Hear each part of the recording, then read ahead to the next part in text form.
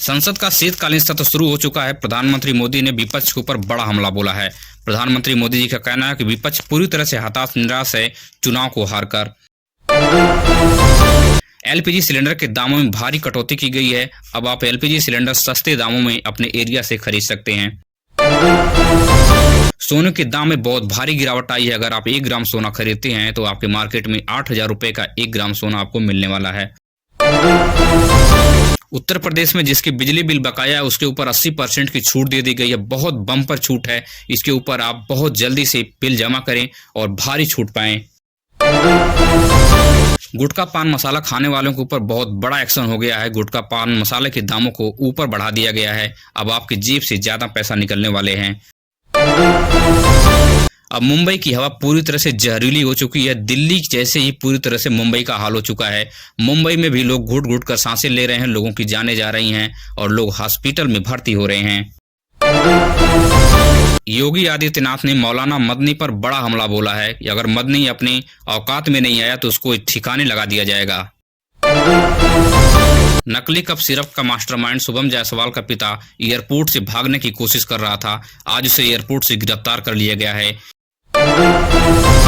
केंद्र सरकार ने सबसे बड़ा फैसला लिया है कि अब आपके मोबाइल से व्हाट्सएप बंद हो जाएगा अगर आपने रजिस्टर मोबाइल नंबर को अपने फोन में नहीं लगाया तो। इसके साथ साथ ही कई सॉफ्टवेयर के ऊपर इस तरह के एक्शन लिए गए हैं, इसलिए आप इस चीज को ध्यान दें।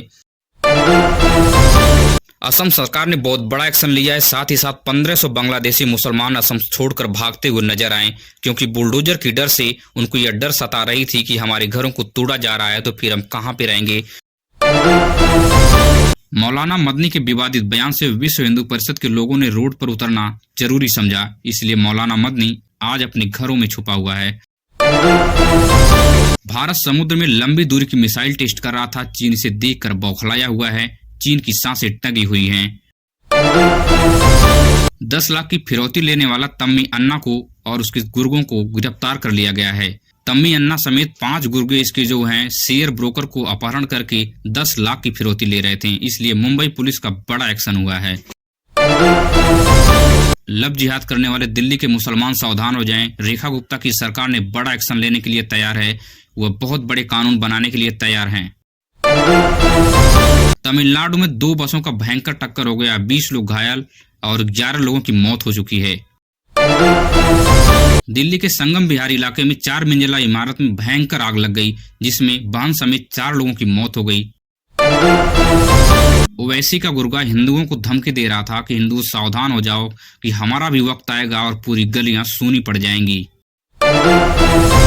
शीतकालीन सत्र के पहले दिन ही अखिलेश यादव ने सरकार के ऊपर बड़ा हमला बोला। अखिलेश यादव ने कहा कि हम लोग ड्रामा नहीं कर रहे हैं, केंद्र सरकार ड्रामा कर रही है। जो बीएलओ की जान जा रही है, क्या सरकार इससे बिल्कुल आंखें मूंद कर बैठी हुई है। देश को शर्मसार करने वाली खबर सामने आई है। बेड पर पड़ी लाश से एक नर्स ने महिला की ज्वेलरी चुरा रही थी। यह घटना बीजेपी के विधायक अनिल गोयल के हॉस्पिटल की है। कांग्रेस के बड़े नेता बीजेपी में शामिल हो सकते हैं। शशि थरूर ने कांग्रेस की बड़ी बैठक से दूरी बना ली है।